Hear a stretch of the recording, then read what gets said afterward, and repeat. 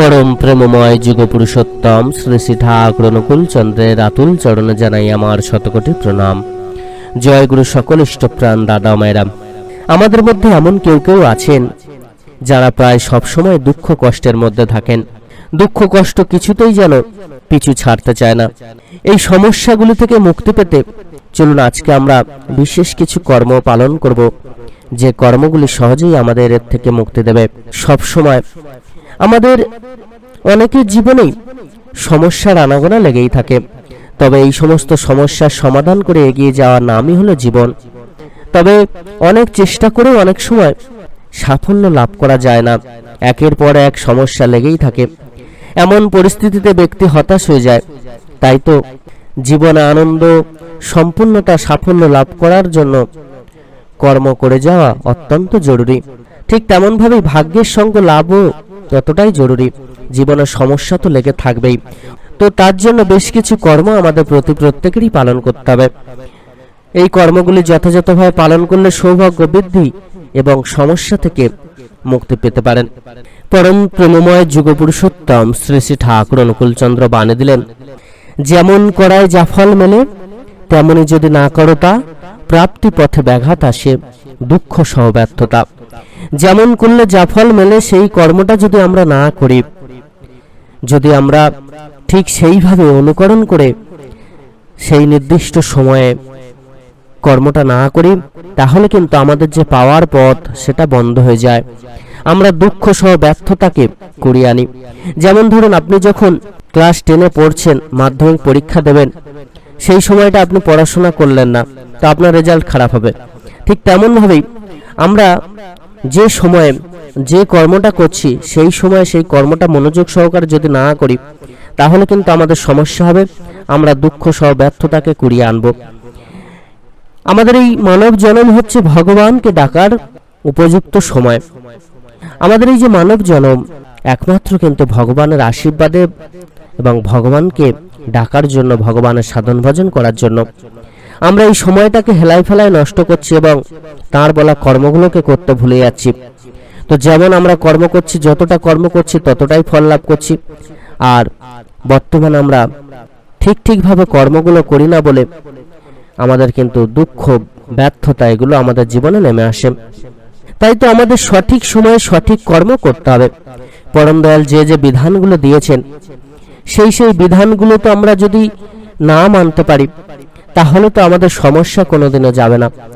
তার বলা বিধানগুলোকে আমাদের যথাযথভাবে মেনে চলতেই হবে। তার বলা কর্মগুলোকে আমাদের যথাযথভাবে পালন করে চলতেই হবে। না হলে কিন্তু আমাদের সমস্যা আমাদের পিছু ছাড়বে না। পরম দয়াল যুগপুরুষোত্তম শ্রী শ্রী ঠাকুর অনুকূল চন্দ্র বাণী দিয়েছেন, জন্মেছ একা কিন্তু পরিস্থিতির মধ্যে, বাঁচা বাড়া রয়েছে তাই তাহাদেরই সাধ্যে। আমরা প্রত্যেকেই একা জন্মগ্রহণ করেছি, কিন্তু বাঁচা বাড়াটা সমস্তটাই আমাদের সকলকে নিয়েই চলতে থাকে। তাই সকলকে নিয়েই আমাদের যেমন থাকতে হয়, সকলকেই তাই তো পরম দয়ালের পাদপদ্মে আশ্রয় গ্রহণ করাতে হয়। তাদের ছাড়া কিন্তু আমরা ভালো থাকতে পারবো না।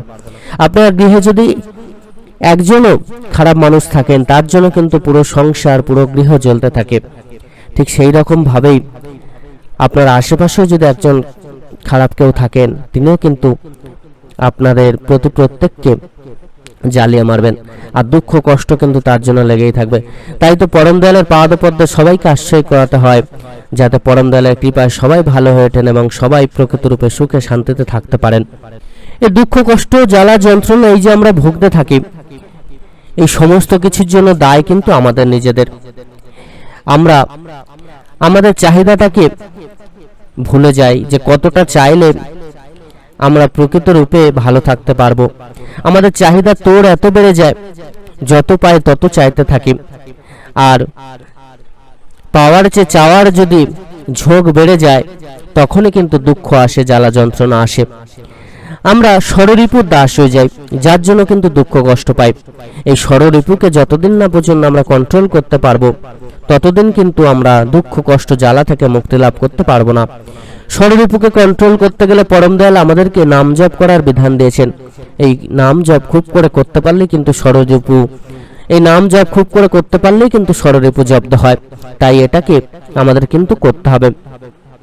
এছাড়া আমাদের চিন্তা ভাবনা যদি না সৎ হয়, আমাদের কর্ম যদি না সৎ হয়, আমরা যদি অসৎ পথে চলি, অসৎ কর্ম করি, পাপ কার্যে সদা সর্বদা লিপ্ত থাকি, তাহলেও কিন্তু আমাদের জীবন ধ্বংসের মুখে পতিত হবে। আমরা কখনোই ভালো থাকতে পারবো না, দুঃখ কষ্ট জ্বালা যন্ত্রণায় ভুগতে থাকবো।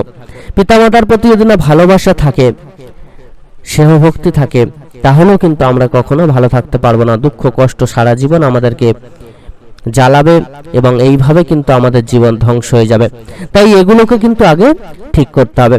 এগুলোকে যতদিন না আমরা ঠিক করব, যতদিন না আমরা এই বিশেষ কর্মগুলোকে যথাযথভাবে পালন করে চলব, ততদিন কিন্তু আমরা দুঃখ কষ্ট পাবো। অর্থাৎ কোন কোন কর্মগুলো করতে হবে? নাম জপ করতে হবে, ষড়রিপুকে কন্ট্রোল করার চেষ্টা করতে হবে, আমাদের চাহিদা কামনা বাসনা এগুলোকে নির্দিষ্ট সীমার মধ্যে রাখতে হবে, উচ্চাকাঙ্ক্ষাকে ত্যাগ করতে হবে। চাহিদা এমন হবে না যেটা আমরা পাবো না। পরম দয়াল বলছেন না পাওয়াটাই, পরম দয়াল যুগপুরুষোত্তম শ্রী শ্রী ঠাকুর অনুকূলচন্দ্র বললেন চাওয়াটা না পাওয়াই দুঃখ। অর্থাৎ এমন কিছু চেয়েও না যেটা তুমি পাবে না বা পাচ্ছ না, সেটা যখনই না পাচ্ছ তখনই কিন্তু তোমার দুঃখ আসবে। তাই উচ্চাকাঙ্ক্ষাকে, উচ্চ চাহিদাকে তিনি বারবার করে ত্যাগ করার বিধান দিয়েছেন। এছাড়া পাপ কর্ম থেকে নিজেকে বিরত রাখা, অসৎ পথ থেকে নিজেকে বিরত রাখা, এগুলো কিন্তু করতে হবে। তাহলে দুঃখ কষ্ট থেকে আমরা চিরতরে মুক্তি লাভ করব। এবার চলুন আমরা প্রত্যেকে জ্যোতিষ শাস্ত্র মেনে কোন বিশেষ কর্মটা পালন করতে হবে সেটা জেনে নিই। এখানে একটি কথা বিশেষভাবে বলা দরকার। অনেকে প্রশ্ন করছেন যে ঠাকুর কি এই টোটকাগুলোর কথা বলছেন? আমি কিন্তু কোথাও বলছি না যে ঠাকুর এই টোটকাগুলোর কথা বলেছেন। যেগুলো ঠাকুর বলেছেন সেগুলো ঠাকুরের অমৃত আদেশ বা নির্দেশ বলেই উল্লেখ করা হয়। যেগুলো জ্যোতিষশাস্ত্রে বলা হয়েছে সেগুলো জ্যোতিষশাস্ত্র বলে উল্লেখ করা হচ্ছে, এবং যেগুলো তাকে ভালোবেসে উপলব্ধির মধ্য দিয়ে বা তার আলোচনার মধ্য দিয়ে কিছু কিছু জিনিস তিনি যে বুঝিয়েছেন সেগুলো কিন্তু আমরা উল্লেখ করে দিই যে এটা আলোচনার মধ্য দিয়ে বা পরম দয়াল তাঁর কথা প্রসঙ্গে বলেছেন। তাই সমস্তটা কিন্তু উল্লেখ করা হয়। ভিডিওগুলো একটু আপনারা দয়া করে ভালো করে দেখবেন এবং তারপরে কিন্তু বিভিন্ন রকমের কমেন্টস করবেন। তো চলুন আমরা জ্যোতিষ শাস্ত্র মানে কোন বিশেষ টোটকার কথা বলা হয়েছে সেগুলো জেনে নিই। আপনার যদি দুর্ভাগ্য সঙ্গী হয়ে যায়, সবসময় যদি দুর্ভাগ্য লেগে থাকে, যদি সবসময় সমস্যা আপনার পিছু না ছাড়তে চায়, তাহলে জ্যোতিষে বর্ণিত এই উপায় আপনারা কিন্তু করবেন। প্রতিদিন সকালে জলের মধ্যে সামান্য হলুদ মিশিয়ে স্নান করে নেবেন। এর প্রভাবে ভগবান বিষ্ণু বৃহস্পতির আশীর্বাদ লাভ করা যায়। সন্ধ্যার সময় স্নান করলে জলে সামান্য নুন মিশিয়ে স্নান করা উচিত। এর ফলে সমস্ত নেতিবাচক শক্তি দূর হয়। কর্মক্ষেত্রে সমস্যার সম্মুখীন হলে অথবা মান সম্মান হানি হলে প্রতিদিন স্নানের পর তামার পাত্রে জল ভরে তাতে সিঁদুর ও ফুল দিয়ে উদিত সূর্যকে অর্ঘ্য দেওয়া উচিত। সূর্য প্রণাম করবেন। তারপর অতি অবশ্যই আপনারা সূর্য প্রণাম করবেন। আবার প্রতি রবিবার আদিত্য হৃদয় স্তোত্র পাঠ করা উচিত। মনে করা হয় এর ফলে মান সম্মান বা যশ ও কীর্তি লাভ হয়। কর্মক্ষেত্রে উচ্চ আধিকারিকদের সহযোগিতা লাভ করবেন।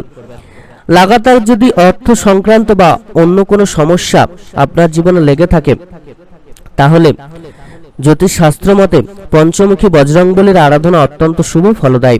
প্রতি মঙ্গলবার আপনারা এই বিশেষ কর্ম করতে পারেন। যে কোনো মন্দিরে গিয়ে আপনারা কিন্তু প্রদীপ প্রজ্বলিত করে সেই ভগবানের চরণে প্রণাম নিবেদন করতে পারেন। এছাড়া হনুমান চল্লিশা পাঠ করতে পারেন। আপনাদের জীবনে যদি শনির দশা লেগে থাকে, এর থেকে মুক্তি লাভের জন্য কাঁসার বাটিতে তেল ও কয়েন দিয়ে তাতে নিজের প্রতিবিম্ব দেখুন। এই বাটি কাউকে দান করে দিন বা শনি মন্দিরে শনিবারের দিন বাটিতে তেল রেখে ফিরে আসুন। অন্তত 5টি শনিবার এই উপায় করলে শনির পীড়া শান্ত হয়ে যায়। আকস্মিক কষ্ট দূর করার জন্য যে ব্যক্তির উপর লাগাতার কষ্ট আসছে তার উপর থেকে একটি নারকেল 21 বার ঘুরিয়ে নিন। তারপর কোনো দেবস্থানে গিয়ে আগুনে পুড়িয়ে দিন। এমন করলে সদস্যের উপর দিয়ে সংকট দূর হয়। মঙ্গলবার বা শনিবার এই উপায় করা উচিত। নিয়মিত 5টি শনিবার এমন করলে আকস্মিক কষ্ট থেকে মুক্তি পাবেন। যারা সবসময় অসুস্থ থাকেন তাদের জন্য এই উপায় কার্যকরী। তো এই ছিল জ্যোতিষ শাস্ত্র মানে বিশেষ 5টি উপায়। আপনারা যারা জ্যোতিষশাস্ত্র মানেন তারা এই বিশেষ কর্ম করতে পারেন। তবে পরম দয়ালের কর্ম ছাড়া কিন্তু কোনোটাই কোনো ফল দেবে না। পরম দয়ালের কর্মটা আগে করবেন, পরম দয়ালের আদেশ নির্দেশ মেনে চলবেন, সমস্তটা কিছু থেকে আপনারা মুক্তি লাভ করবেন। সকল ইষ্টপ্রাণ দাদা মায়েরা প্রত্যেকে খুব ভালো থাকবেন। পরম দয়াল আপনাদের প্রত্যেকের মঙ্গল করুন। জয় গুরু বন্দে পুরুষোত্তমম।